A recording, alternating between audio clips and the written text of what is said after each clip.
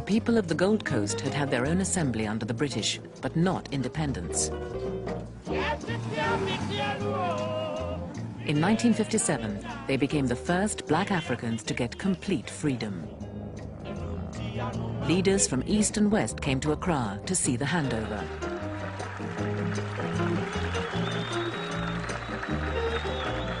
Vice President Nixon represented the United States. He arrived with a delegation that included civil rights leader Martin Luther King. A new order is coming into being, and an old order is passing away.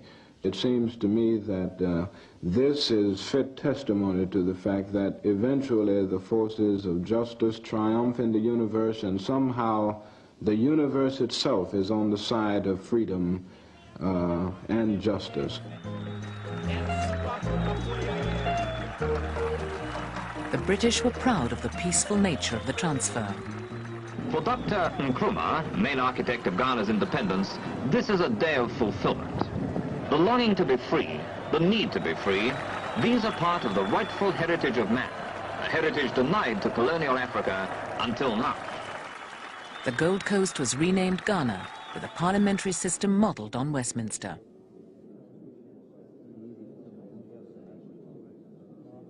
Committing themselves to civil rights, the new government put up a huge commemorative arch.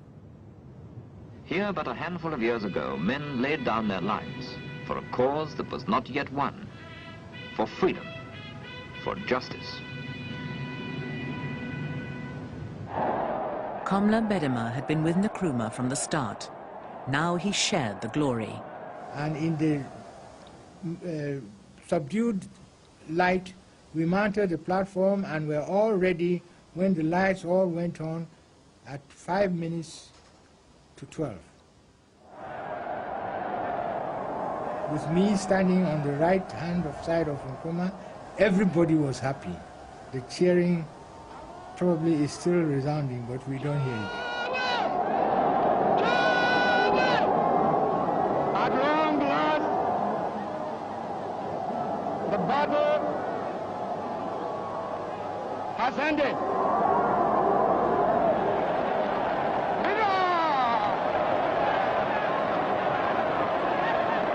And thus, Ghana, your beloved country, is free forever. From now on, there is a new African in the world. That new African is ready to fight his own battle and show that after all, the black man is capable of managing his own affairs.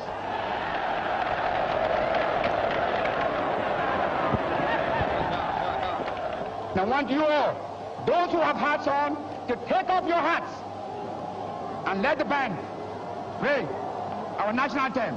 And from now on, that national anthem is the national anthem of the Gogo to be played on all occasions.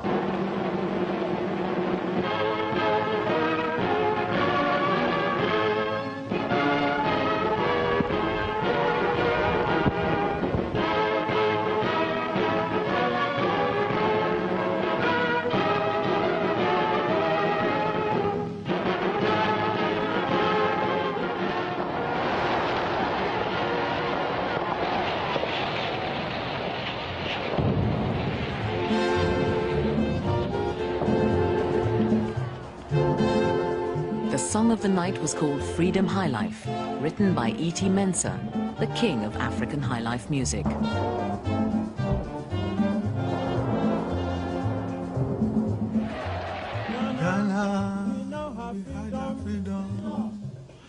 Ghana, land of freedom, toils of the brave and the sweat of the labor, toils of the brave which have brought results, toils of the brave and the sweat of the labor, toils of the brave which have brought results.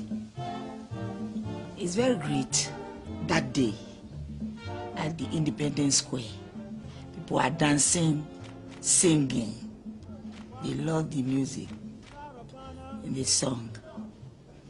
The song really symbolizes the saying of Nkrumah, at long last, the battle is ended. Because we have freedom. we have our freedom.